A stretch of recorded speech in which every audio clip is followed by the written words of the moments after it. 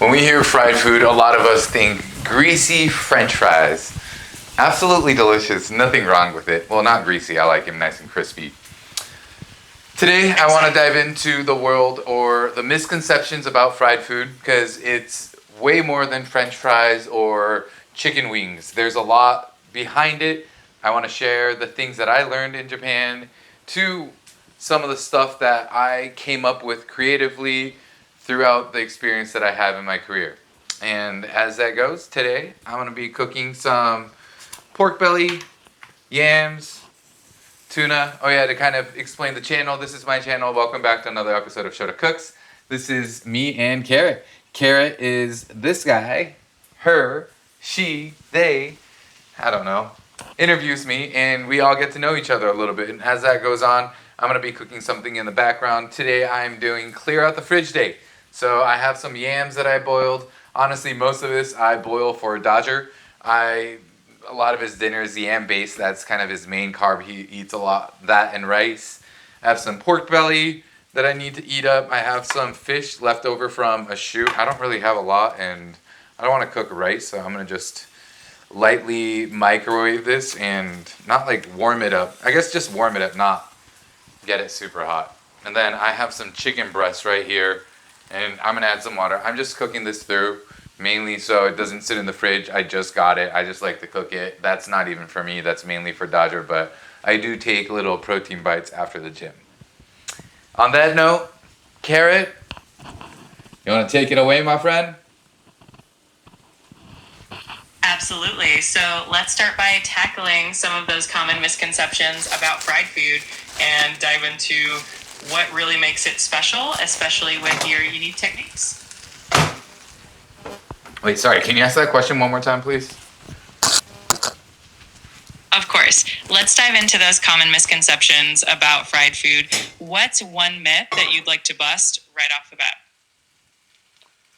That it's just French fries and fried chicken. There's a lot more to French food, French fries, fried food than you think. There's ways to not make it greasy.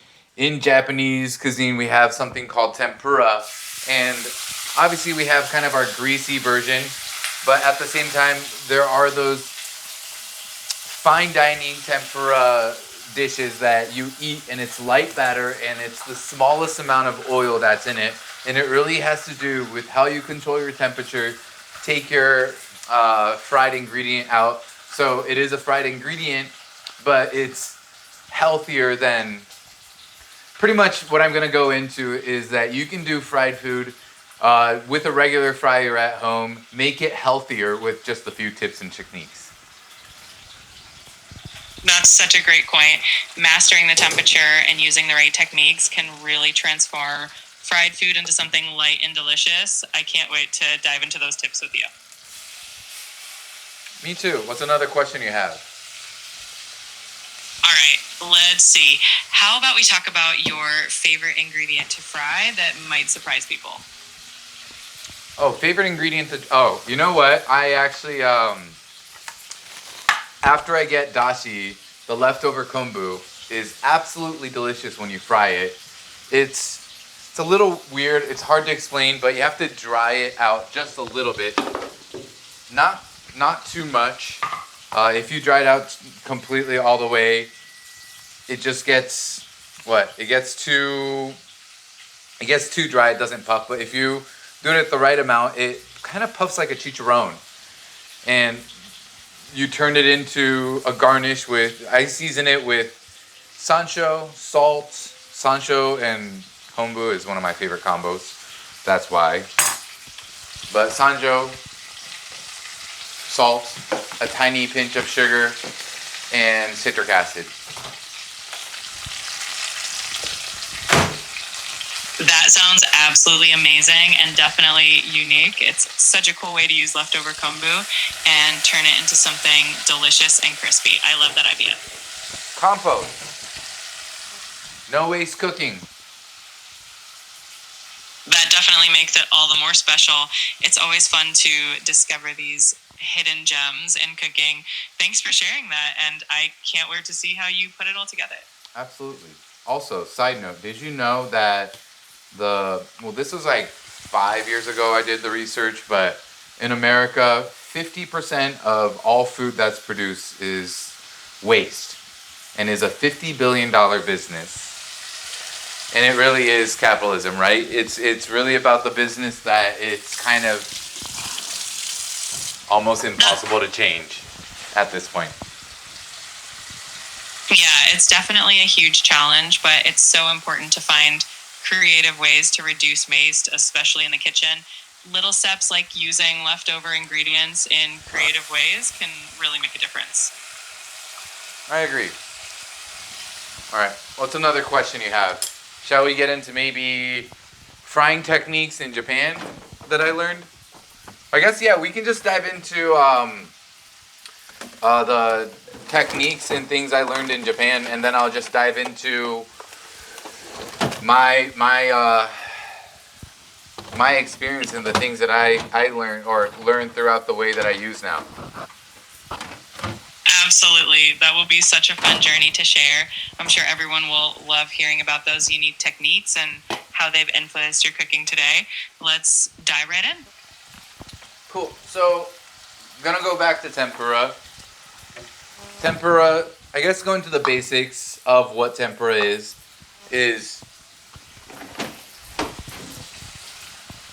a type of Japanese frying that uses a light batter made typically from flour, egg, and ice cold water, resulting in a wonderfully crispy and airy texture.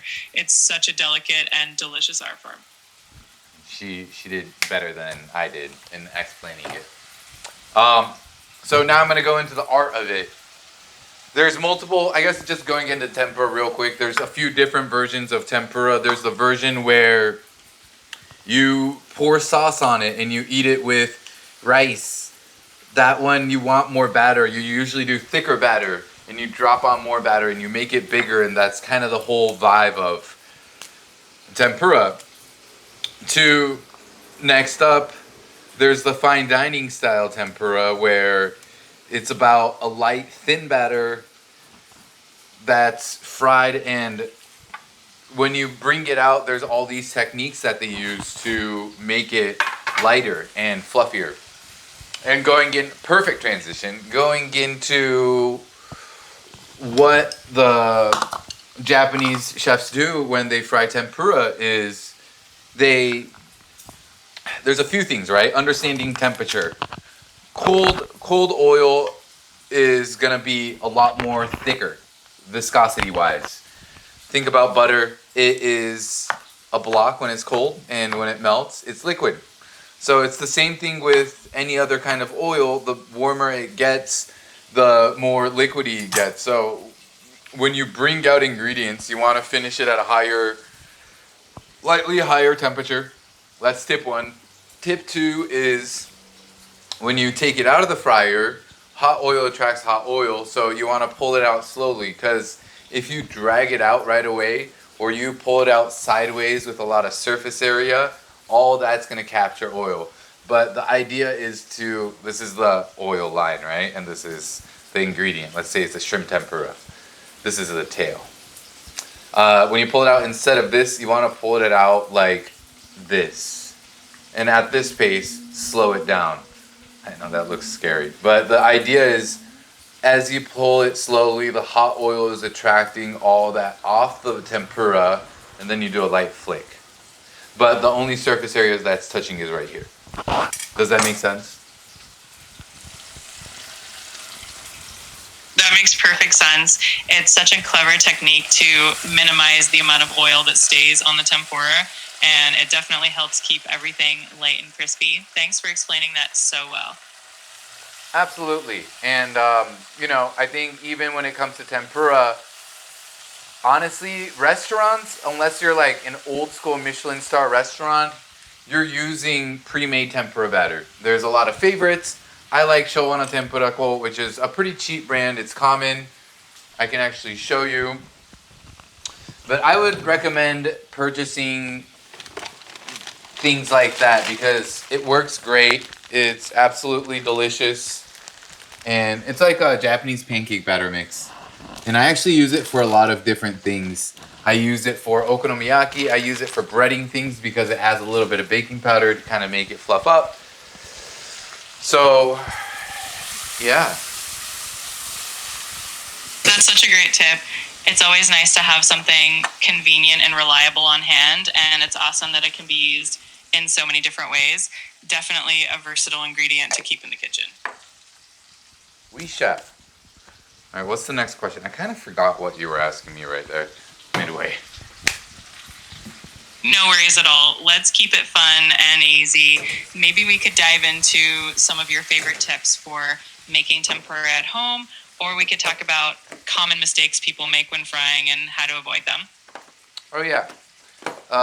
Common mistakes. Actually, yes, that is a great one. So, fry your baskets too, right? It changes in the way you pull it out. If you pull it out fast, a lot of it's going to be held on the edge of the basket as well as the bottom. So even when you take it out and you're using a fryer basket at home, pull it out slow because it makes a big difference. One thing I actually do, I'm going to just kind of nerd into some of the cooking techniques that I like to utilize when I fry things, is especially for parties, because I do a lot of catering. I'll cook for 300 people, or I'll cook food for my family that sits out at Thanksgiving. And when I'm cooking in those kind of situations, I actually do change it up. I add ingredients like tapioca flour or rice flour to the batter because it actually gets crispier. Another thing I add is I actually add a little bit of sugar. That's something that I just do. I did it because I randomly was R&Ding onion rings and I had maple syrup, and I was like, what happens when you put it in? Color became beautiful, aroma was delicious, and on top of it, I believe it got extra crunchy because that sugar crystallized, and once it lightly cools down, it just turns into a massive crunch bite. And that for me was this aha moment. And now when I do events, catering, especially for larger parties that I let food sit out, that's one thing I definitely always do now. That's such a clever trick. It's amazing how a little bit of sugar can make that big of a difference in texture and flavor. It's definitely a great tip for anyone looking to elevate their frying game, especially for big gatherings. I agree. It's always fun to discover those little tricks that make cooking even more enjoyable. If you have any more questions or if there's anything else you'd like to dive into, just let me know. Yeah, let's go one more question about maybe frying. Sounds good. Surprise me. Oh, that's a good one. What would you say is the most surprising ingredient you've ever fried that turned out absolutely delicious? You kind of asked that one. I would say kombu. Oh, that's right. The fried kombu is definitely a unique and surprising ingredient. It's such a cool way to use it. If you have any other fun frying tips and ingredients that you'd like to share, I'm all ears. You know what? Actually, I'm done cooking lunch, so I think that's perfect timing. And we'll just call it a day. What do you think? Short, sweet, simple episode? Absolutely. Sometimes those short and sweet episodes are the best. It was a lot of fun, and I'm sure everyone's going to enjoy it. Great job, Tadar. Thanks. All right, say goodbye to Carrot Friends. Goodbye. Well, I'll show you my lunch. I still have chicken cooking. That's pretty much cooked. I'm going to just turn that off now. Right here. I mean, this is a weekday lunch. Nothing special, right? I have some salmon or sushi rice on the bottom. I just put soy sauce over tuna, salmon roe, ripped up some shiso.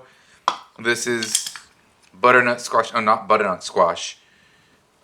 Man, I'm just tripping on the name. Yams.